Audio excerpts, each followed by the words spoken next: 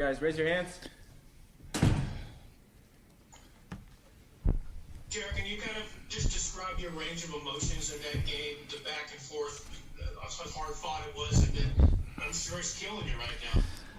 Yeah, it was a good game. You know, I'm sure everyone at home enjoyed watching it.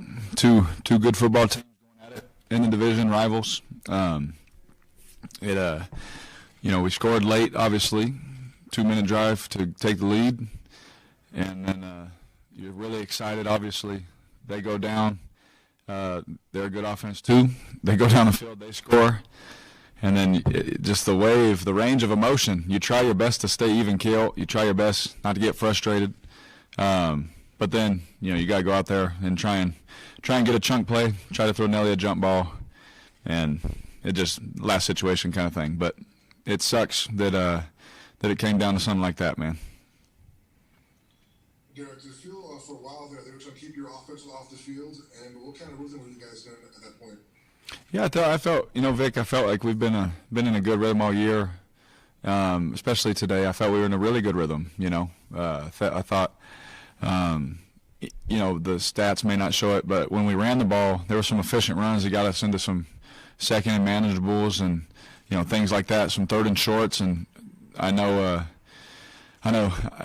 speaking for Josh, I wish he had 200 yards today again, but he does a great job of keeping us on schedule, pounding his head in there. So I felt like we were running efficiently. I felt like we were hitting some big plays again in the past game. But just stinks, man. Just wasn't enough. Despite the loss, your team still put up 31 points in the shootout. Despite the loss, are you still proud or content with the way that your offense played today? I mean, yeah, Levi. I mean, this is the best offense I've ever been a part of. This group is awesome, and I know I say it every week, but we can win in different ways. We can smash them, with the run game, or we can do a shootout. We can do it that way, and we're proving that over time. And the exciting part is everyone's young. We've got a lot of young guys. I'm the old guy, I guess. In the group, but it's exciting because you see where we're headed. It's showing you little glimpses here. We're starting to get a little healthier. We're starting to get a little bit, we're on our way, and it's exciting, right? So to answer your question, I'm excited, but today it wasn't enough. It's so unfortunate.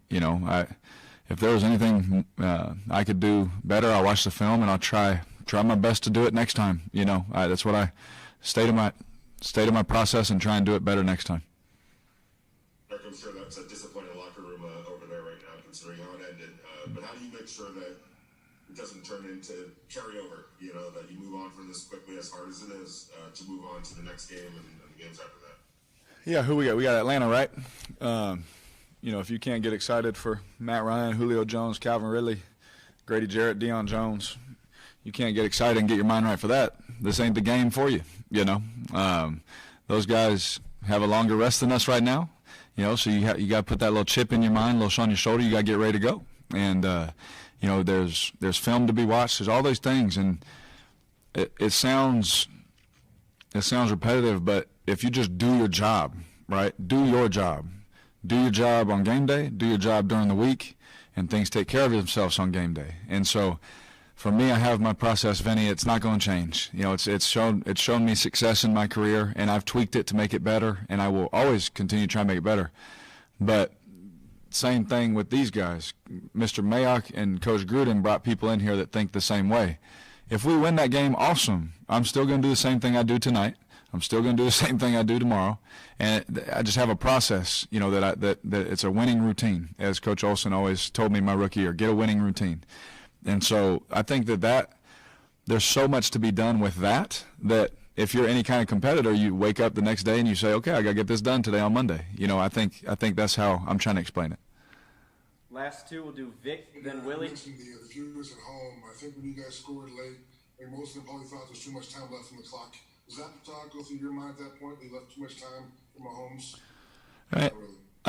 I mean, obviously, yeah. I mean, they're a great offense. I mean, he's one of the best, in our league. Their offense, the plays they got. I mean, it's awesome, and it to me, it's not a thought because we're just gonna do our job.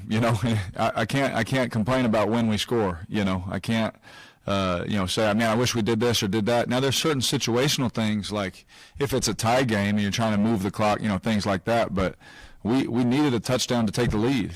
A field goal wasn't going to do it for us. And so obviously you score and then you look at the clock, and I've done that too with, in the Superdome with Drew Brees. I've looked up and been like, oh gosh, anytime you got, these professional quarterbacks, man, hopefully me included, whenever you give us time, any kind of time with a little bit of a field, I mean, you feel excited to go win the game. That's what we live for. It's what you dream of. And so that's natural, but also my trust was, no, our defense will stop them. It's just in my team. That's where my trust is. Last one, Willie. Derek, John had said that you had 4 or 5 balls that were magnificent throws, should have been caught. I'll take you back to the Tampa Bay game real quick. I remember asking you certain miscues from the offensive line because of the COVID issue that week, and you said, I'll never lose it on my teammates. I'll try to motivate them, but even if they make a mistake. When you have balls that are dropped that should have been catches, how do you shake that frustration off? What do you say to your receivers? Today, obviously, some balls that should have been caught that might have helped in certain situations.